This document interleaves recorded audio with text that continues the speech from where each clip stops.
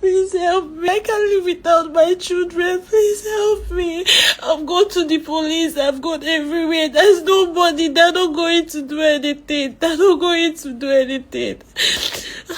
I don't know how long it's been now. I've not seen my children. Please, please. My baby is autistic. She cannot do anything for herself. She cannot walk. She cannot talk. She cannot do anything. Please, I don't know what to do again. Please, you're the last hope I have. Please.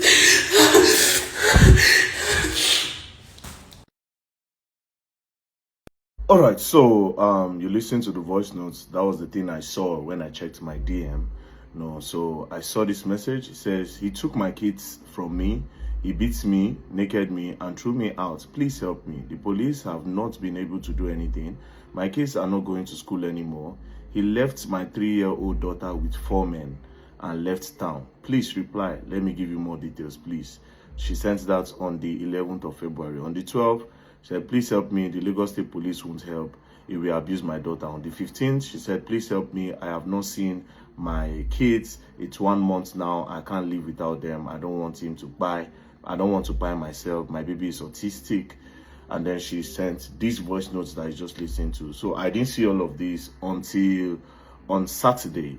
That was when I saw it, right? Then immediately I responded by saying, you have to send a voice note of what happened for record purposes and also your pictures too. And that was when she sent everything that happened. Now, before I play everything that happened, I just spoke with her this morning. First of all, this is the guy in question. This is his picture. Secondly, I just spoke to her this morning. I told her that I'll try my best to bring her to Abuja to come to the gender department at the FCID. The person in charge of that department, I know her, Madam Rita. She is very, very, very particular about cases like this. So I told her I'll fly her in and then she can come and file the complaint here in Abuja. So now we can listen to her explanation of everything with evidence, of course. My name is Olivia. I'm from Enugu State, but I reside in Lagos. So the last incident that happened that made him to take the keys forcefully from me, I was shooting my clothes downstairs. I was trying to market my clothing when he came and he sent my younger brother to come and call me. I was downstairs and I went upstairs to meet him. He said I should pack my clothes and my bags and leave his house. Usually he would throw me out. Everybody in the streets, everybody in our streets knows I usually sleep on that street at night when he takes the keys from me and beats me and throw me out. But I usually come back because of my kids. He would threaten to take them away from me and I'll have to come back into the house and beg him. So that day, he told me, he said I should pack my bags and leave the house. I said I was not going anywhere. I want to take my children. I want to take my kids with me and that I'm not going anywhere. That it's been so long that every time he throws me out and I leave the kids for him, that I am not going anywhere. I wasn't going to go anywhere that day. So he said that, okay, no problem. Since I don't want to leave, that he's going to show me what he's capable of. He started dragging me and he wanted to throw me off the staircase. He usually throws me off that staircase. Like I'm used to being thrown off that staircase.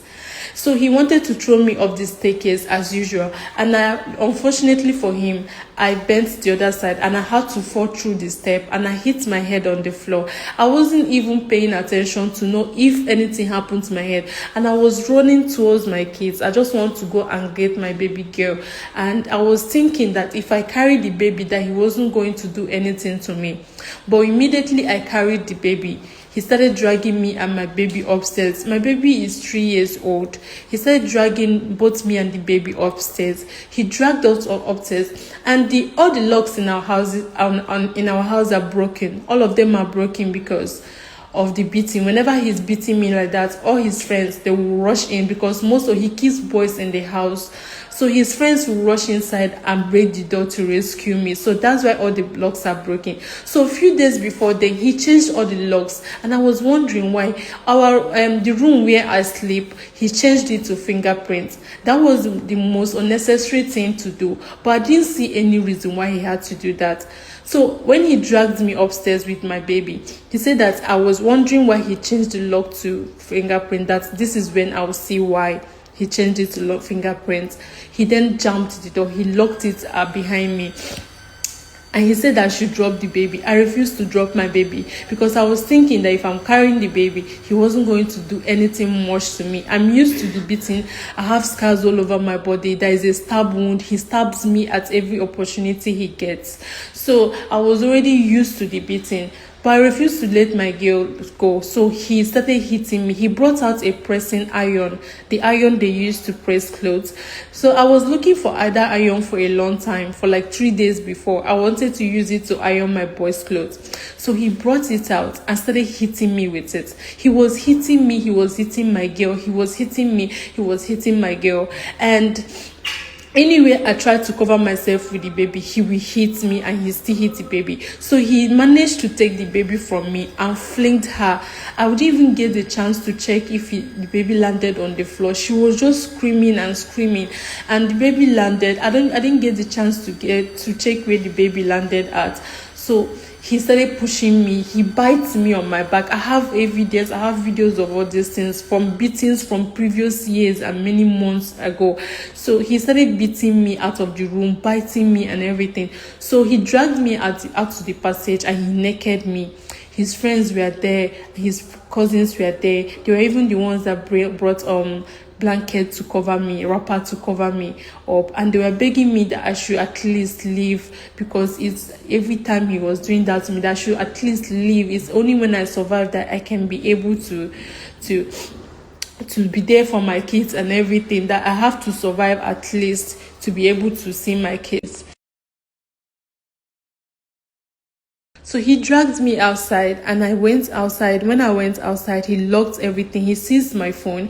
He said that the only thing I would ever take out of the house was only the clothes I was putting on. He took my ATM card. He took my business. He took everything from me. He took my phones. So I had to start running to the police station. When I came to the police station that night, they said that it was already late and that was not the right police station to make the report.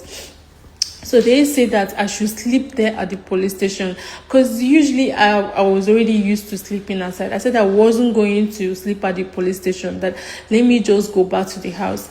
I came back to the house and he instructed everybody to lock me out and everything inside the house. I should just stay outside. So I slept outside that day. The next day, I went to the police station, Elason police station, the one closer to my house. When I got to the police station, I made the report and everything. They said, okay, that they have to invite him. They invited him and he said he was busy. They called him, he said he was busy. They said, okay, let's go to the estate, let's go to the house and see if there's anything they could say. They got to the house. It happened that he locked everybody, including my own children. He locked everybody inside the house and went out with the key. There was nobody allowed to leave the house, which in case if anything was happening inside the house, nobody would have known and everything. So when we got there with the police station, with the police people, they refused to open the gate. They said that he locked the gate and he went out. They started calling him again. He said that he wasn't available. So we went to the estate security. The estate security started calling him again and he wasn't available. So when he eventually called the woman back, I think he called his lawyer or something. Then the lawyer told him that he should tell them that they were going to come see to the police station the next day. And the police people, they gave us appointments the next day. The next day we came. The next day I left where I was sleeping because I didn't have anywhere to sleep. I slept outside. So the next day I got up from there and started going to the police station. When I got to the police station, he was there already before I came, because I was citing them from afar. He came with 2 lawyers, but I came the first time, he wasn't there yet. So I went back. The second time I came, I saw them from afar with the lawyers and 2 security personnel that he came with. So I came. When I came inside, they called him to come inside and he was just too proud to come inside. He was with lawyers and everything. So when the police people started questioning him about what he did to me, they did do all these things to me and they did take my children from me. He said that it was he's going to handle it as a family case. But the police people refused. They said that it's wrong, that they should transfer it to the DPO. So they transferred it to the DPO office. When we got to the DPO office, the DPO instructed him to give me back everything, that he should give me back my phone and give me my children. He agreed to that. He agreed to give me back my children. Then he said that they said I should follow him home and get my things and my kids. So when we got to the house, I was not able to get anything out of him. It was only the phone that he gave to me, and he took my kids away from me. So the next day, after like 2 days, I went back to the house again to see if I can be able to see my kids or anything. So when I got there, he instructed them not to allow me in. But when I got in, the gate was open. I entered inside, and my boy was following me. My kids, they were following me. They wanted to go with me. His boys started bullying me, and they were beating my son. I have videos of all these things. They were beating my son, and I went back to the police station. And when they came for the arrest of those boys, he told those boys to leave the house, and they left the house. So right now, up till now, the police have been looking for him. He has refused to release my kids, and nobody knows where my children are. Nobody knows where he is.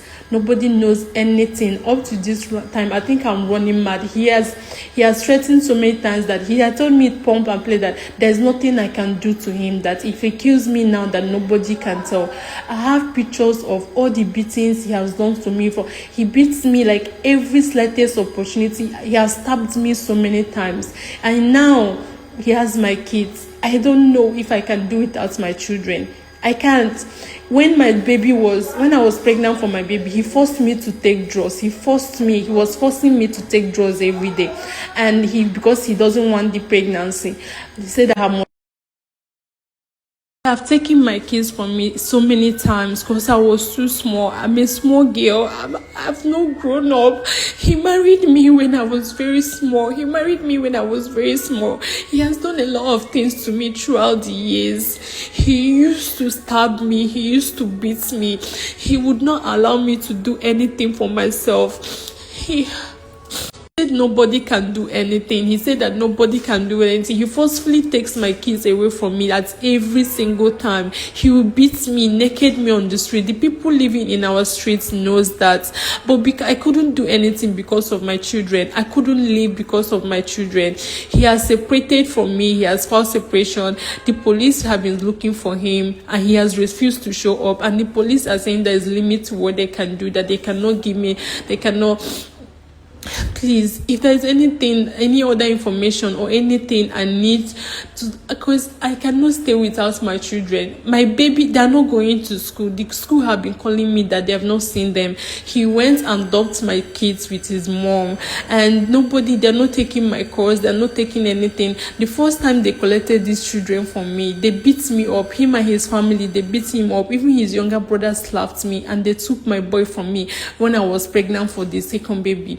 So right now they're trying to do the same thing again, but the only difference is that this is not anywhere. I'm already in Lagos, so the Lagos states are fighting. They were looking for him, so he had to run. He took my kids and he dumped them with his mom, and he ran away.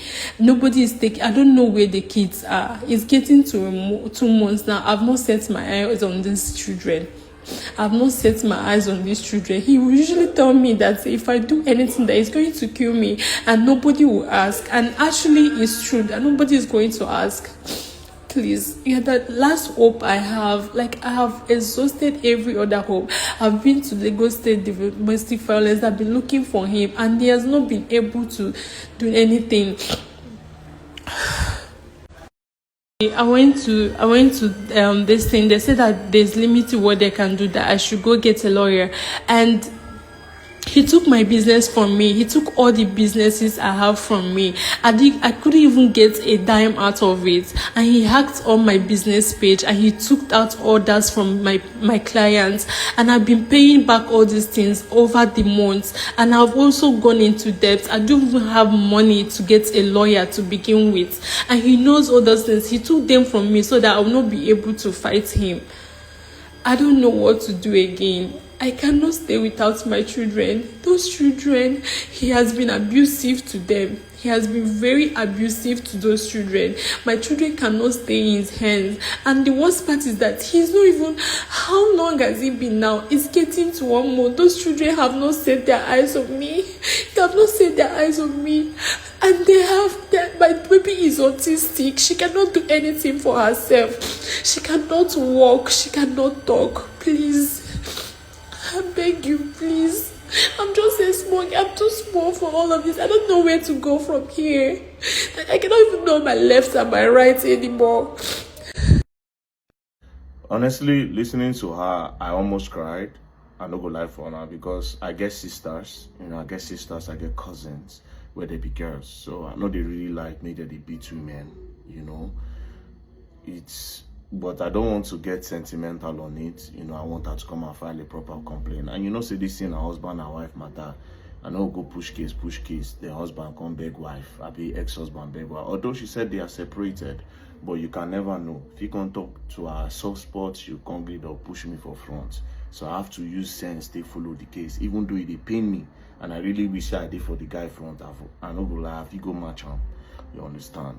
But then again, I'll fly her in, get an hotel for her to stay while she's doing the case, and I hope that the gender department of the FCID can really get this case done.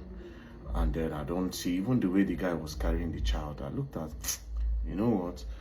Anyways, I'll try my best to do what I can do for her. And also, this video is an encouragement to any woman where we say they go through the same thing, is that you can speak up, I will look for a way to get a care line where people can call me, because this DM now, it took me time before I could see it, So, anyways, that's what is going on. Peace and love, guys.